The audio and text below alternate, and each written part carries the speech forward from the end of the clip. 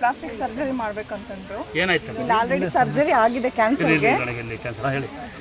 ಅದಕ್ಕೆ ಅವರು plastic surgery ಮಾಡಿ ಇನ್ನು 3 ಲಕ್ಷ ಕಟ್ಟಿ ಅಂದ್ರು ಕ್ಯಾಶು.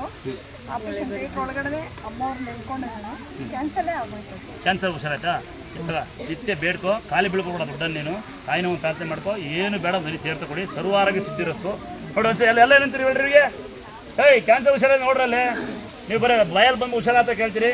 ನೋಡೋಣ ತಂಗಿ ಬೇಡ್ಕೊಂಡಂತೆ ಬಂದ ರಜೆ ಮಾಡಬೇಡಿ. ಒಂದ್ಸಲ ಮಣ್ಣಿಗಿನ ಆಯಸಾರ ಕೊಡ್ಲಿಕ್ಕೆ ಬೇಡೋಣ. ನಾನೀಗ ವರ್ಷದ ಮುಂಚೆ ಮನೆ ಕಟ್ಟಿ ಹಂಗೆ ಸ್ವಲ್ಪ ನಿಂತಿತ್ತು. ಒಂದು ಆಗ್ಲಿ ಕಣ ಬೇಗ ಅಂತ ನಾನು ಅನ್ಕೊಂಡೆ.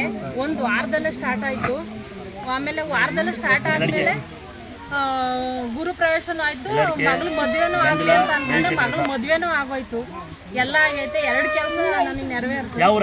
ನಮ್ದು ಚಂದ್ರಪಟ್ಟಣ ತಾಲೂಕು ಮುಳ್ಕೆರೆ. ಯಾರು